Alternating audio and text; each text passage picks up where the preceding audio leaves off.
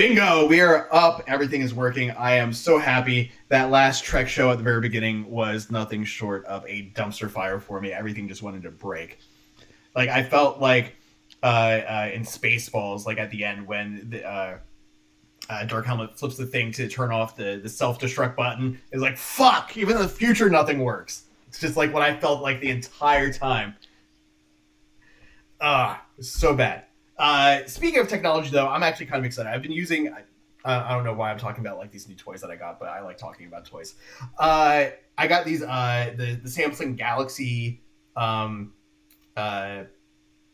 Live, like basically Samsung's version of AirPods, and these things are really dope. Like I've been wearing them for the past like 2 hours now, and like I barely noticed them in there at all. I can hear you perfectly. They work with my microphone. This is when things work, makes me happy. Yeah. That honestly, I was kind of thinking about that. I was like, oh, I can get like a little thing to stick out so I can just have some fun with it. Oh God. So I don't have one of Crystal's reviews for Lower Decks today. I know you watched the episode. I saw it. I think both of us probably finished within about a similar time because like as soon as I saw you tweeted about it, like I was like, oh, I just saw that too. It was so good.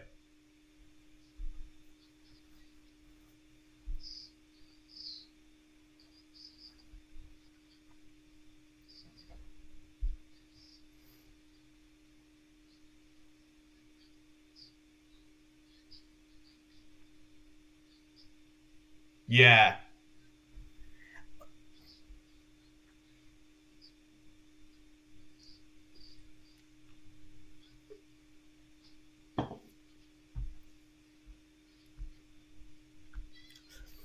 I did the same thing. Like,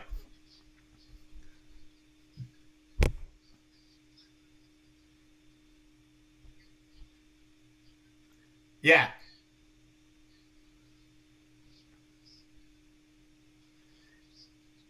Yeah, like for me, like I was sitting alone in my hotel room, just watching it, and like as soon as Titan showed up, and we saw and heard him, and the original TNG music started playing, I'm just like, I like just the biggest grin on my face the entire time. I'm like, there's no one around, and I'm smiling like a fucking kid. This is great.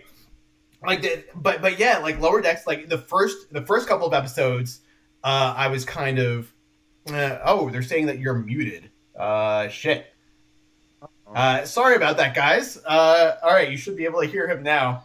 Hey, I'm here now. I'm glad someone pointed that out. Thank you, Donnie. Um, for just in case my one side of the conversation didn't tune you guys in. We were talking about the finale of Lower Decks and it just being really really fun. I was just saying that the first couple of episodes I was a little iffy with, and then as soon as like we really got to know the characters and everything kicked in, I was all in. Like everything was, I was just like, okay, this show is great. Yeah, like I said, because I was muted, the finale was a perfect mix of just action and comedy, and like you, I cheered when the Tyne showed up. It's great because you see that continuity from the end of Nemesis, Yeah. because Lower Decks is literally a year after Nemesis, so we're in the perfect time frame. I think it's cool that the second contact people have different uniforms and everyone else is still wearing the first contact uniforms. It's great. It's great. That was fun. Like for me, like I think the one of the best parts about this episode for me was just seeing Jonathan Frakes be able to have fun with like because I mean he always had fun with Riker in the Next Generation movies. Like I just watched First Contact again recently, and just like when Worf pops back up and he gets on the ship and he goes to take over tactical and he just leans over and he's like, you still remember how to fire phasers, right? Like I was like, that's completely inappropriate for the current circumstances, but so much fun. And seeing him be able to just like fully lean into that, just having fun with Riker as a character was amazing. Yeah, it was really incredible. I loved it. I saw the a New York Comic Con Metaverse panel for Star Trek I missed it. universe. It was so great. So I definitely recommend watching that. They brought in Frakes as like a special guest at the end of the Lower Decks Yeah. panel, and they gave him that freedom to just kind of just be his own fun version of Riker. And I loved it. It's Yeah. great. It's a great, and I like it because he's his own captain now. He doesn't have to be under Picard's like watchful eye anymore. Right. So he can be a little fun. Yeah. I just So like good. like the warp 5, 6, 7, 8, and she's like the jazz. That and then one of the real reasons I wanted to get us talking about Lower Decks was because at the end when he walks out, he's like, "Oh yeah, I was just visiting I was just watching the Enterprise crew in the holodeck," guys. and then he says the line like he's like, "It was a long road getting from there to here," and I was like, "Oh my god!" Like I was dying. Oh, I was dying. My wife was dying at that comment. We were both laughing. It was hilarious. So yeah, fantastic season. And we find out, at least from that metaverse panel, that nothing changes for season 2. Like Boimler is still on the tie-in. Oh wow! So we're gonna see Riker in season 2. That makes me so happy. That makes me so happy.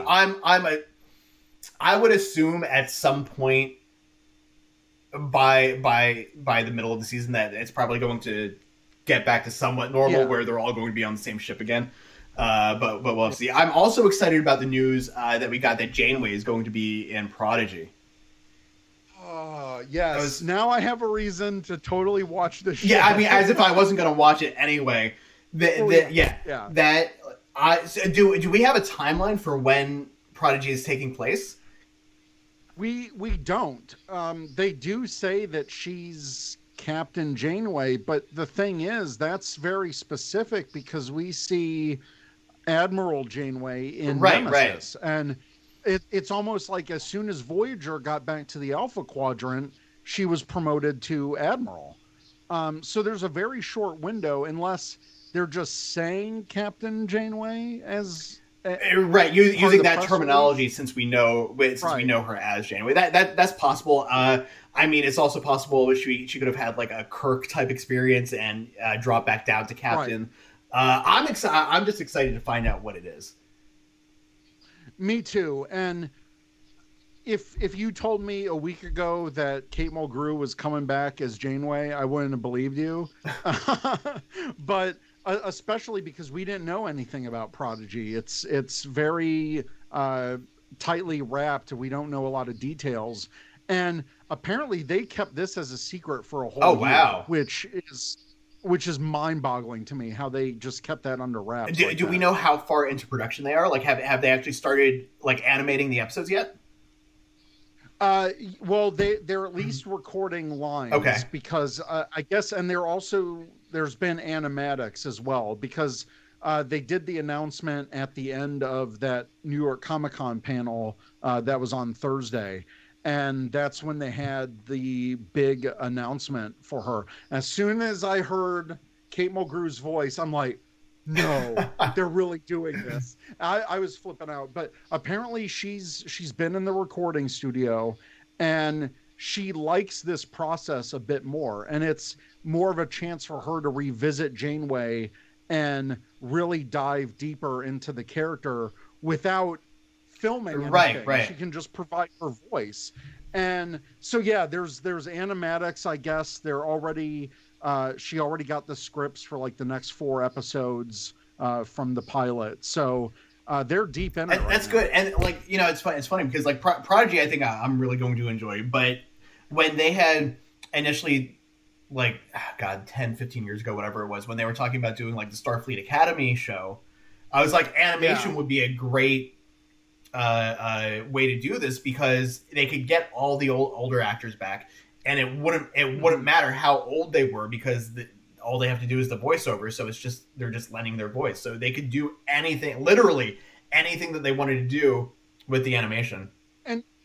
And that was the great thing about Lower Decks and that Titan moment. We wouldn't have gone that otherwise. I know Riker showed up in Picard in a Right. similar like Blaze of Glory moment, but I like the Lower Decks better because we've been hearing about the Titan for 15 years. Like after Nemesis, the novel series, we've seen the ship like in toy form and this and that, but never on screen in action.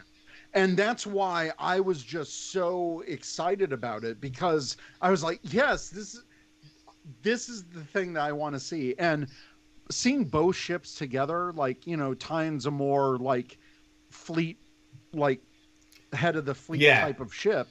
And it's great seeing like that class of ship, like a newer, right off the assembly line type ship in Lower Decks. Too. Oh yeah, and that's in the last episode 9 of Lower Decks. Like I really enjoyed the wait, was it 9? The Vindicta episode, when they did when they did the fly around of the Cerritos in the movie. That whole episode was just a love letter to every single Star Trek. Oh movie. yeah, it was just so good, because like that was one of the things I always show this to people whenever I'm talking to them about Star Trek, is from Star Trek the Motion Picture, that like 5-minute sequence at the beginning of the movie where all they're doing is just flying around the Enterprise and in that little shuttle pod thing, just looking at it and smiling the entire time. I'm like, this is exactly what that is. What cracked me up in that moment was the engineer. Yeah. He was in tears at the beauty of the ship. And I'm like, I feel you, dude, because I love the technology of Star Trek. I love the ships. And I appreciated actually seeing the Cerritos from different angles. But it ran like maybe 30 seconds longer, and I was like, oh my God, you guys are nailing this joke. Yeah. just barely too long to make it. Oh, here's what we're doing. That was so great. So that combined with the end of the season finale episode where the captain was like, I don't want any of that fancy new shit on here. I was like, all right, this is good, because in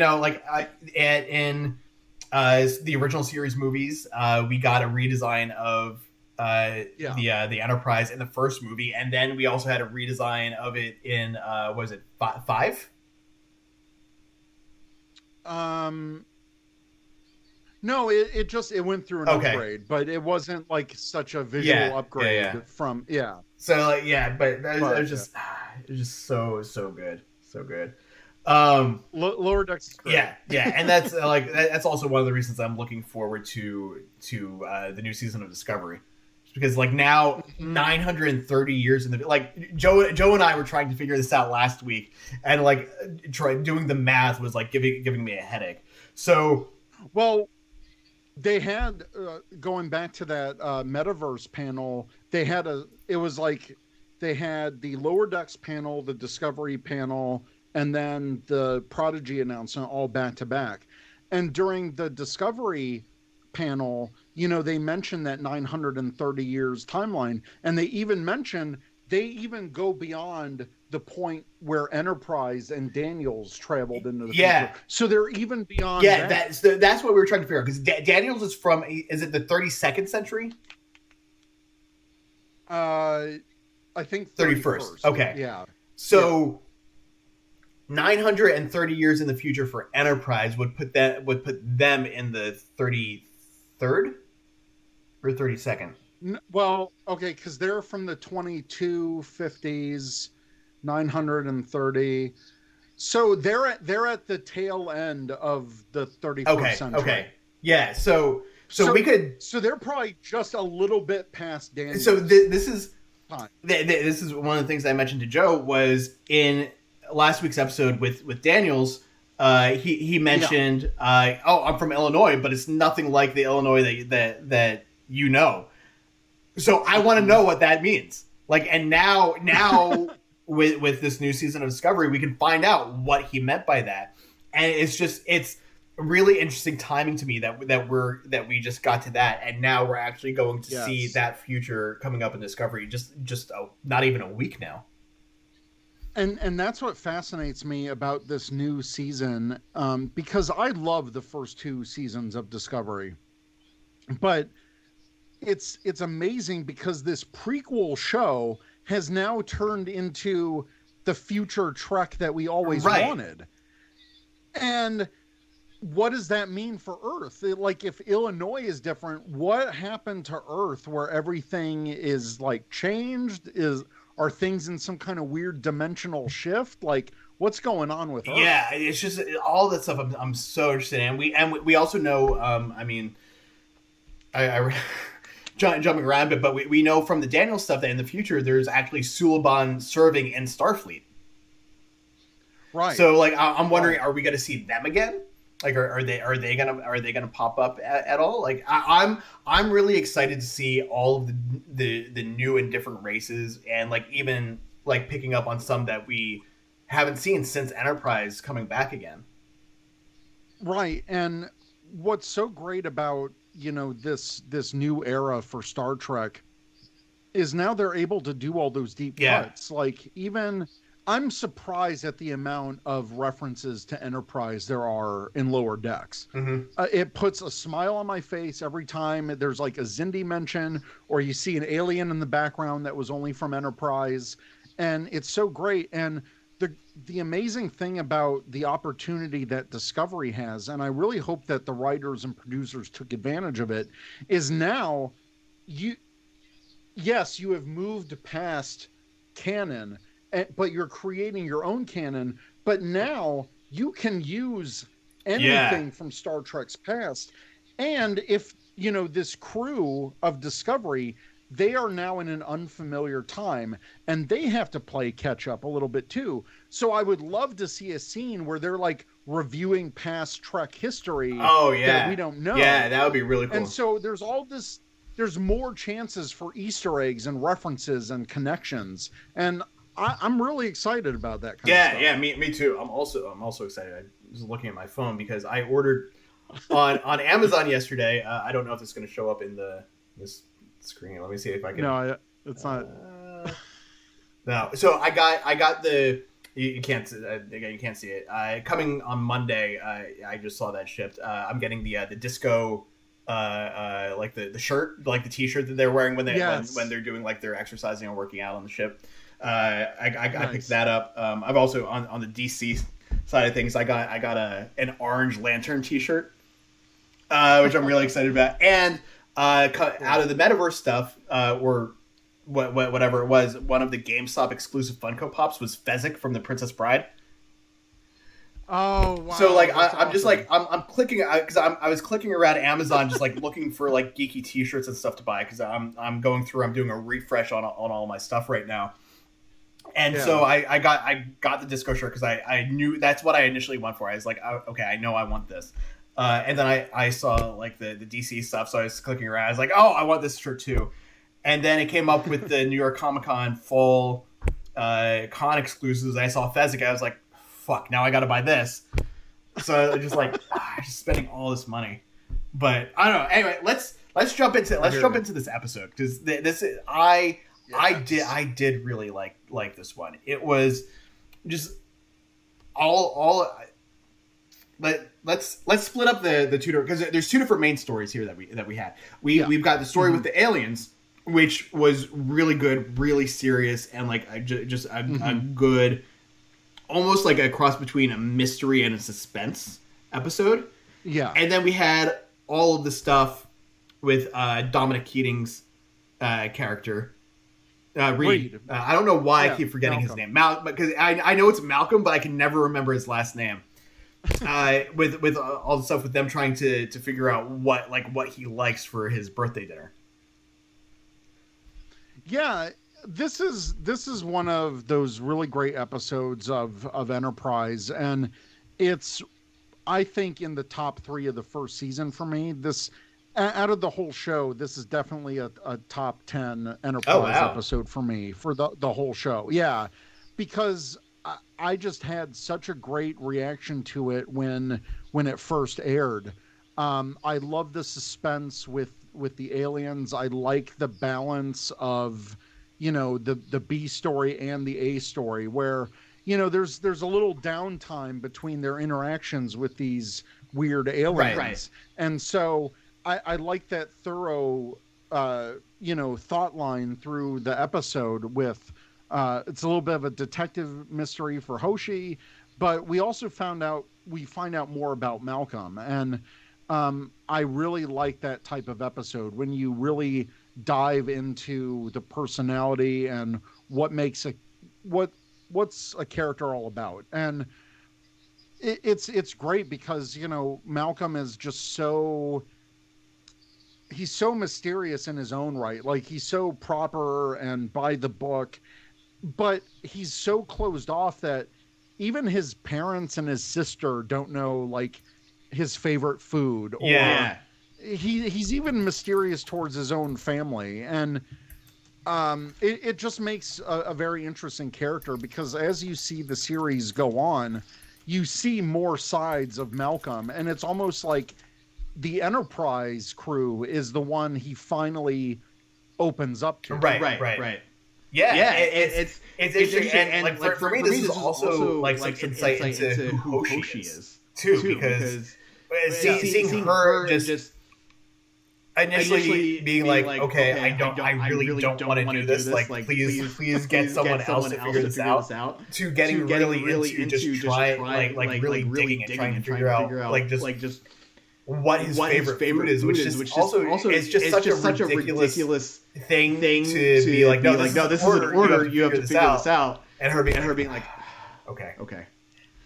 But I like how Archer put it, though. It wasn't just like, hey, this is an order. It's like, hey, you're like my best person for this mission. Yeah. I just Archer was really great in this episode.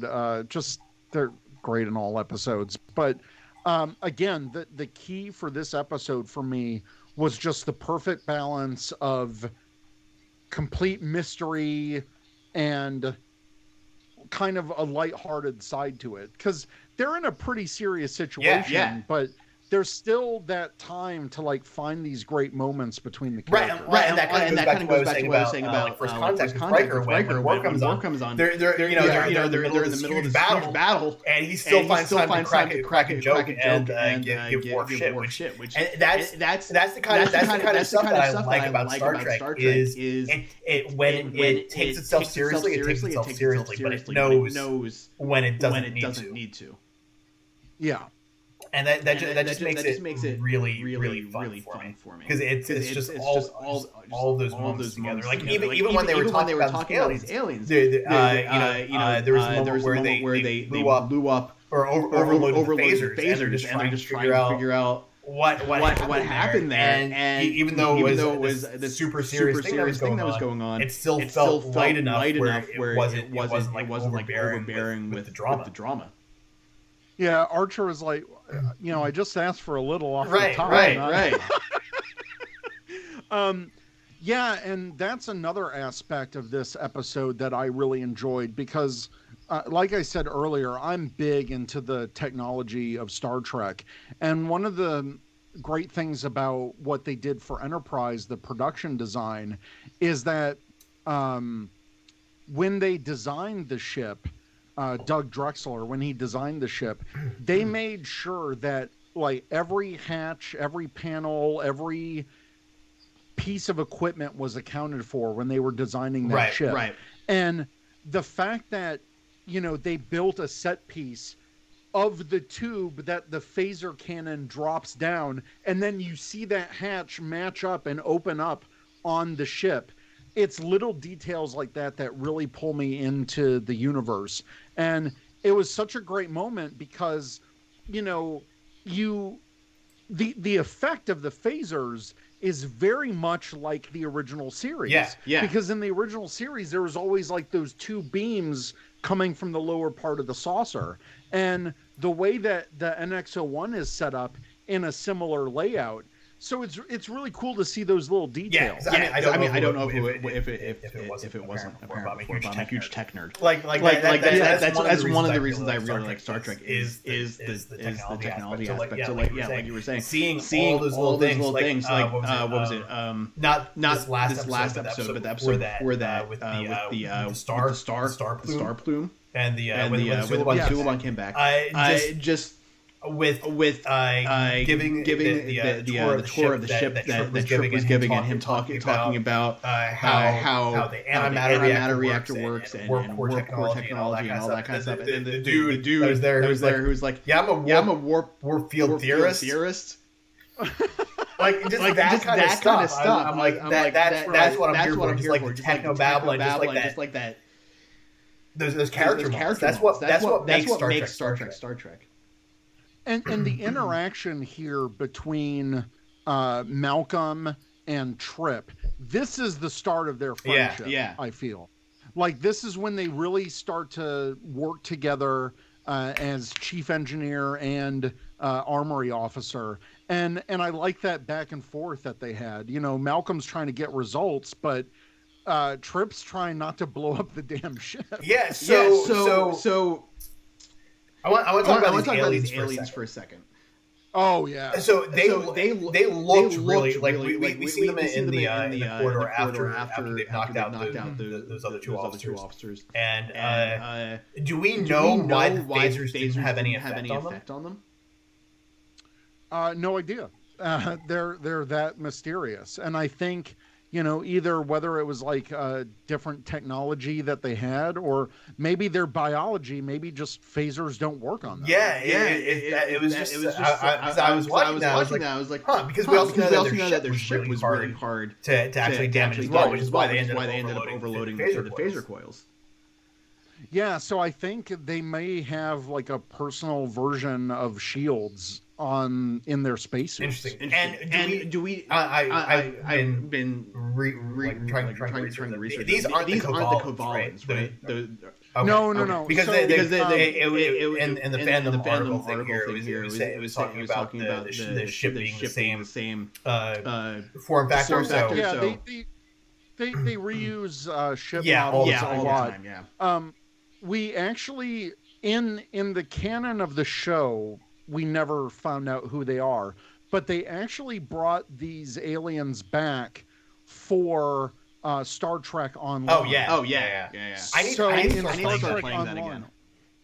Yeah, I need to get into it too. It's a bit of a grind early on, but I have it downloaded on my Xbox. I just I've got it on both my Xbox and on my laptop now, because I know Heirloom said my character on my Xbox. I want to say. Excuse me. He's Perfect Blue. I talked to them at E3 a couple of years ago when they launched the console version, and they sent me all these upgrades and all these materials and everything. So my character is like, I want to say I'm like level 60 on my Xbox. But Heirloom, his character is upgraded on his PC, not his Xbox. So we've been trying to figure out whether we just want to start all new characters, or start with one of us being really high and one of us being really low. So we'll have to bring you into that conversation and see if if we can get another one or two people into play, then we can have our own actual away team missions, just like going out. Because that sounds fun. So the aliens are actually called in Star Trek Online. They're called the Alaki. Okay.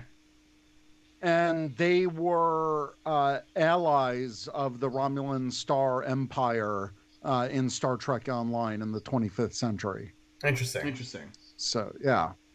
One of the other things that I like about Enterprise 2, sorry, kind of jumping around a little bit, is they give us dates. Like we know that this episode took place between the end of August up through September 2nd.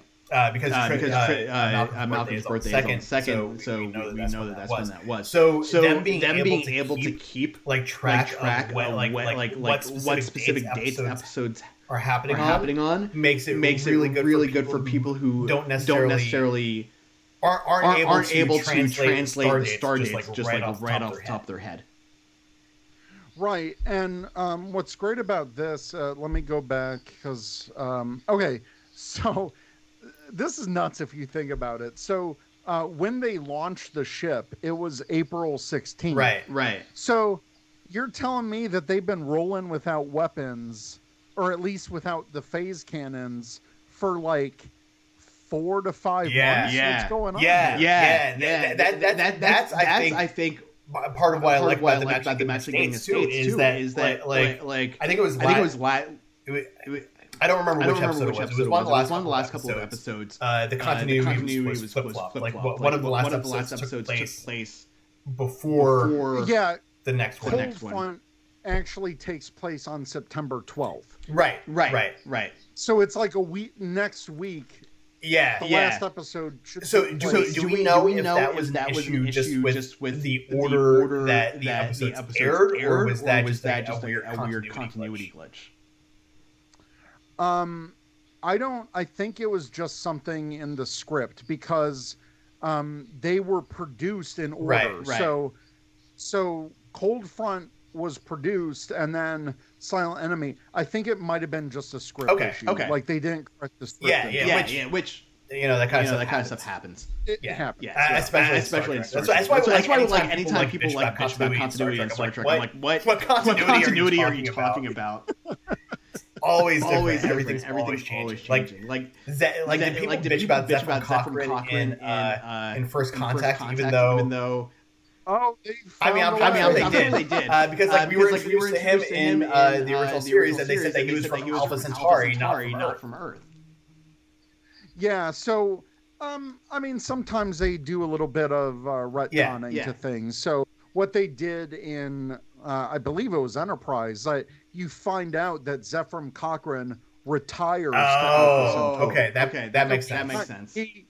He makes a journey. I think Enterprise even mentions it. Like they bring that up. Like, oh yeah, Zephyr Cochrane, he was lost. Like no one knows where he was. Like some think that he kind of set off to Alpha Centauri, and that was I know that they mentioned it at some point in Enterprise.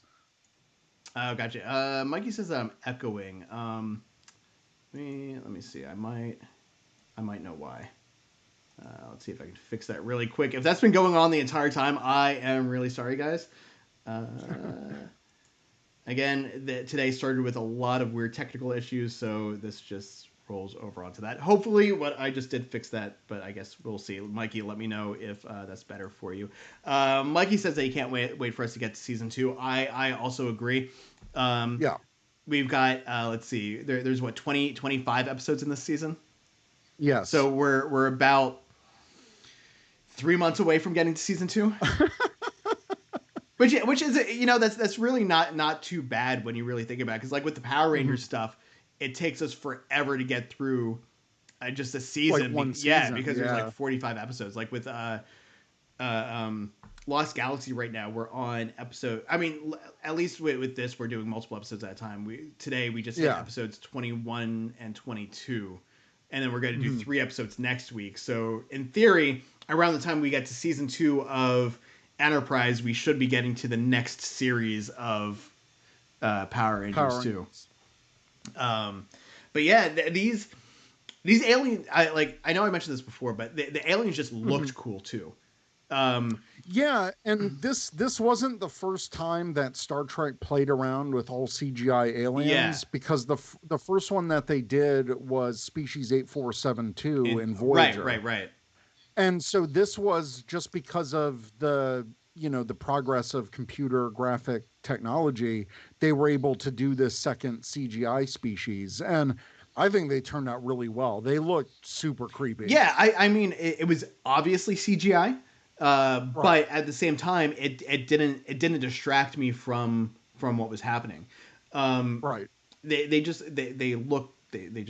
really looked good. And that's throughout Enterprise. Like I don't remember ever watching the show and being turned off by the CGI. Yeah, and going back and even watching like episodes of Voyager and Enterprise and all of that, I still think the CGI really holds up. Yeah. Especially for Enterprise because they were in full HD and they really took advantage of computer graphics at the time because the Enterprise is a beautiful ship and that's all CG. Right. Yeah. God, it just looked so good. Um, what else do we have in this episode? We had a couple of like really good Phlox moments in this one too. Yeah, Phlox was pretty serious, but I liked, he was serious when he was dealing with the alien threat. But I really liked how him and Hoshi, and that's building on their friendship that we've been seeing develop in the course of early Enterprise, Right. and for both of them to figure out what Reed's issue was nice to see. Yeah. I'm gonna go through some of these notes here that we got on fandom, because they seem to be like the best place to go to kind of get these is the Memory Alpha. I find myself like just like clicking on things like it's almost like a Wikipedia hole where I'll just like click on one thing and then click on another and another. So originally, this episode was supposed to be called Call to Arms, but it changed before it aired because that was also an episode title of Deep Space Nine. So they were like, maybe we shouldn't do that. As we mentioned before, continuity-wise, this episode actually takes place a week before Cold Front did. We talked about this too. The ship that attacks is the same configuration as numerous Kovalan ships that show up in the third season. Reed's birthday was established here, and as well as the date that we're actually taking place in September 2nd. Excuse me. And something funny here. This is jumping ahead a little bit, but we find out in this episode that Malcolm doesn't like fish. But it wasn't really a hey, Malcolm doesn't like fish. It was just this guy who was like, oh wait, no, we were going to that restaurant because he actually liked the I don't think he the likes waitress fish. there. Yeah, he was like, I don't think he likes fish. But then there's an episode called Shuttle Pod 1 where Reed's first choice of emergency ration turns out to be sea bass. So exactly. So maybe he doesn't not like fish. Or maybe only cernfish. Yeah. I mean, I'm Joe and I were talking about this before. I'm not a huge catfish fan. Yeah. Trip is. Yeah. I mean, we obviously know what his favorite food is. And despite stating that medical records are confidential, Phlox was willing to forego that to help out with Hoshi on her journey, which again was one of my that was one of my favorite moments in the episode. Just on the fun side was just him going, all right, bromelain. Yeah, which is funny because I have that same issue. Really, I can eat cooked pineapple, so like pineapple on pizza, even though a lot of people hate it, I'll eat it. Sure. But eating raw pineapple, if I eat too much of it, which too much for me is like 4 or 5 pieces, it gives me that like Sour Patch Kids feeling in my mouth. Oh wow.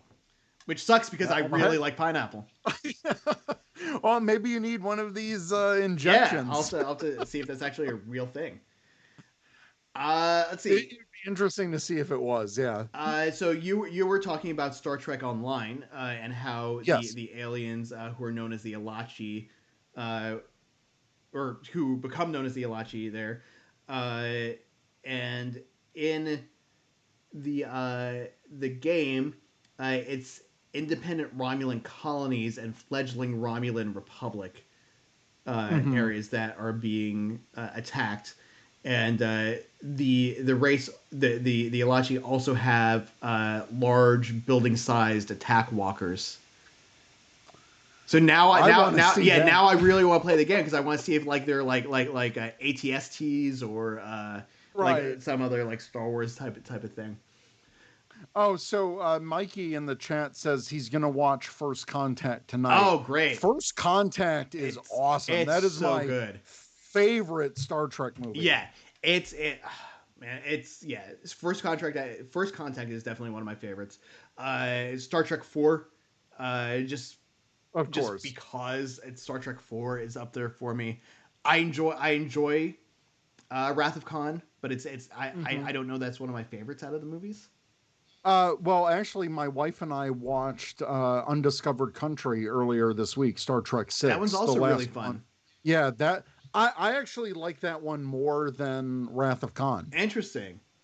I think Wrath of Khan is overrated. So do I. Like, I don't think it's bad. It's a great movie. Yeah, it's a good movie. It's just for me, it's just kind of there. Yeah. It's like, okay. Well, what I liked about Undiscovered Country is because there's no big world-ending bad guy. It's more of a political type thriller for Star Trek. And that I kind of get tired of, at least with the newer Star Trek movies, especially the J.J. Kelvinverse movies. I love those movies, but every movie it's like big guy wants to end Earth. Big guy wants to end Earth. Oh, this guy wants to blow up Earth. Yeah. And it's a little bit samey. And that's why I appreciate Undiscovered Country, because it's political intrigue. There's an assassination attempt. There's a mystery. It's the crew coming together to solve something. Yeah, well, it's funny. While I was watching this episode last night, Shay, one of our other Illuminerdi guys here, he just moved into the same apartment that I'm in.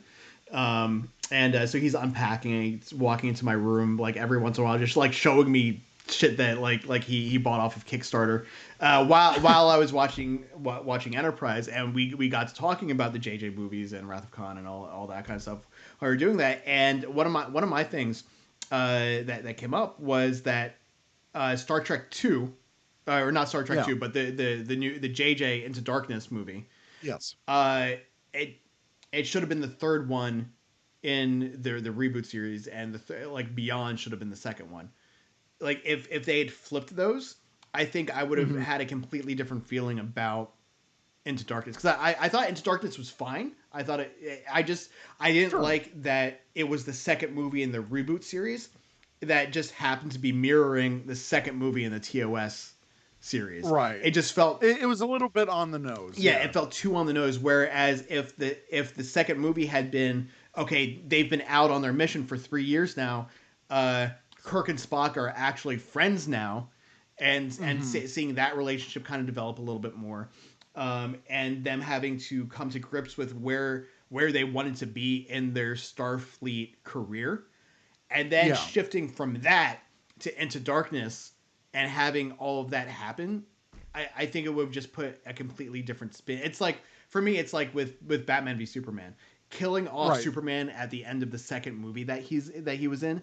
It just seemed too soon. Like we didn't have enough of him, so we knew it didn't feel earned. Right. So at the end of Into Darkness, when they killed off Kirk, we were like, he's coming back. We know he has to be coming back. Whereas at the end of Wrath of Khan, when they killed off Spock, it was like, oh shit, are they going to do another movie? Is he dead? We didn't know. So it just that didn't hit for me the way I think it was supposed to. Sure. But yeah, going back to Silent Enemy, there's just so many great moments in this episode. One of the moments I really liked was kind of the walkthrough of the ship that Archer and Trip were doing, where Archer's basically just walking his dog, but also getting a status update of the ship. Yeah. And one of my favorite moments was when, they're looking at this panel of stuff, and Archer's like, I thought you upgraded this. And Trip's like, that is the upgrade. He's like, what do you want me to do? Color it? And that was a joke to like the original series where all the pipes and stuff are like red and yellow and blue. And yeah. So I thought that was a great moment. Yeah, man, there's so many of those. And like even going back to like the moon where they were testing the phasers on. Yes. There was the thing with Archer being like, I just a little bit off the top, but then when they got there, it also kind of showed what kind of a person he is too with that, because he was like, are we sure there's no actual life down there? Like even if something isn't going to evolve there for like 1 billion years or whatever, I don't want to destroy the possibility of that happening. Exactly. And that's a great point, because he's already thinking about that as a new captain that's out there. But that's also one of the prime directive missions, is that we're not supposed to interfere with anything. And that's a callback. Speaking of Wrath of Khan, that's a callback to the Genesis device, because when they wanted to test the Genesis device, they were trying to find a planetoid that had no life on it at all. Yeah, and it's interesting to me watching this as they kind of figure out what the prime directive should be, because I know in the original series the prime directive didn't exist either, right? It was like a not a mission statement, but it was something. No, it was like a general order. General order, like yeah. General order 1 or something like that. Yeah. So the original series did have it. They just called it by a slightly different name, and because it was General Order 1, by the time that Next Generation happened, that's why it's the prime directive. It's like our number one. We can't do this. Yeah. And that's why I like Lower Decks, because they're second contact. They're the follow-up guys. Right. And we've never seen that in Star Trek. And they make fun of that so much. Like, the big bad in Lower Decks turns out to be the Packleads. And we've seen them in like that one episode of Next Generation. And that was it. And so, yeah, Mariner had a great point. Like, Starfleet's great about making first contact, but they do a shitty job of like following up with these people that now, like with the Packleads, have amassed this power. Right. Well, and that's actually one of the reasons I really enjoyed Deep Space Nine the way I did, because the Bajorans at the beginning of Deep Space Nine, they had just petitioned to enter the Federation, so we got to see like the evolution of how that actually is taken into consideration and whether they're doing it or not. But the Bajorans were also, since they had been conquered by the Cardassians, the Cardassians basically broke the prime directive by conquering the Bajorans. So their entire evolution was completely thrown off. So they were in a really unique position there. Because, like, otherwise, I don't know that they would have joined the Federation. Right, and yeah, just throughout Deep Space Nine, that was just such a contentious point, and considering their religion, and then Starfleet was kind of playing both sides. Like, we have a very tricky political landscape to navigate, and they were essentially using Sisko because he was their prophet. Right. Yeah, he was their emissary, not prophet. But right, yeah. But so, oh man, Deep Space Nine was just so good. Like, that's I have to do a rewatch. Yeah, I like, even though I just finished my rewatch like maybe 5 months ago, I feel like I want to do it again. But like I'm currently doing a rewatch of Discovery. After I finish Discovery, and move on to season 3 when that starts, I think I'm gonna go back to TNG, because I had left off halfway through TNG before Picard started, because I was trying to get through TNG to get all the way caught up, and I realized I've only got a week left. There's no way I'm gonna get through the next 4 seasons. So I just started watching like some of the Picard and Data centric episodes. Like recently I rewatched The Chase, which is one of my that is one of my favorite all-time episodes of just Star Trek ever, because it's funny to me because that episode is also, I think, why I really liked Mission to Mars. Oh yeah. Because I mean that movie was not good, but just it was fun. I love Jerry O'Connell. Like, I'll watch almost anything that he's in. And just the whole thing about the movie being kind of like the origin of life on Earth. It's that's the same reason that I like video games like Mass Effect. Like, the idea of ancient alien races. Even in Halo, like ancient humans in Halo were already a spacefaring race. Yeah. Stargate. That's why I like Stargate too. Yep. So all that stuff is just so interesting to me. So I know there's not a whole lot of you guys here in the chat. Donnie Pearson, Mikey Nerd Talk. What did you guys think of this episode, Silent Enemy? Give me your ratings, your warp factors in the chat. Eric, I know you said this is one of your favorites, so I'm assuming this is going to be a 5 out of 5. This is definitely a 5 out of 5. Yeah, I've got to agree. This was a very solid episode. Definitely one of my favorites so far of the season. I have a feeling it'll be one of my favorites going forward too. It showed so many sides to different characters. Like Archer's speech to the aliens, like, we'll protect Enterprise any way we can, and that's the commercial break when he phasers the. I was like, dude, this episode is great. Yeah, that was. There were so many of those moments in this episode. Like, it's just. It would be so hard to just like go through them and be like, oh, this was a good moment. This was a good moment, because it's basically every scene. The whole episode, yeah.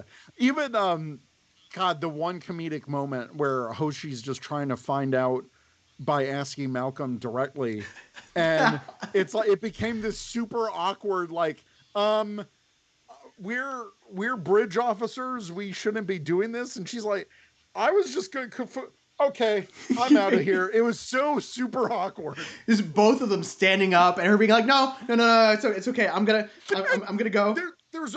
There's one guy in the background in the mess hall, and I was looking at his expression. He's kind of like, what's going on? Okay, I'm just gonna go back to eating dinner. Yeah, God, yeah, so good. So good. I don't know what's going on with the chat here, but I don't see any of their ratings. I'm going to assign them all ratings of 5, because I don't care anymore. Must watch Enterprise episode. Yeah, absolutely. Next week is episode number 13, which is Dear Doctor. I think this might be the Phlox episode that Joe was talking about that he really, really enjoyed. So yes. I'm really excited to watch this one. Let's see. The basic premise is Dr. Phlox enters in the morning to take care of the various creatures he keeps in the med lab, amusing himself by talking to them. I'll leave some. Oh wait, no, that's not the teaser. That's the beginning. So Enterprise withholds a cure from a culture that has been stricken by a planet-wide plague in the name of non-interference. So one of the early touchstones for the Prime Directive. Yeah, I don't think I remember this episode off the top of my head. I'm gonna definitely have to rewatch and see how much of it I actually remember going on. It's a really good one. Joe's right. This is a great Phlox episode. Oh, we got a response from Mikey, who gives it a 5 out of 5, which surprise. For me. Yeah. All right, so I guess that will do it for us for this week on the Riker Maneuver Classic. We'll be back later this week with the first episode of Season 3 of Discovery. I don't know what time yet. We're looking at sometime midday on Thursday. Since the episode drops at midnight, and I'm currently working overnights, we figured that'll probably be good. So I will be in contact with you about that. Everyone watching will we'll let you know in the community tab on YouTube when that is actually going to air. So give us a follow, hit the bell notification, check us out on Twitter. We got your social media information right below you there, Trekkie B47. You can find me on Twitter and Instagram at Vogon Poetry Slam. I don't really use Instagram that much though, so you're more than likely going to find me easier on Twitter. And we will see you guys next week. All right. See ya. If I can hit the button. Live long and prosper.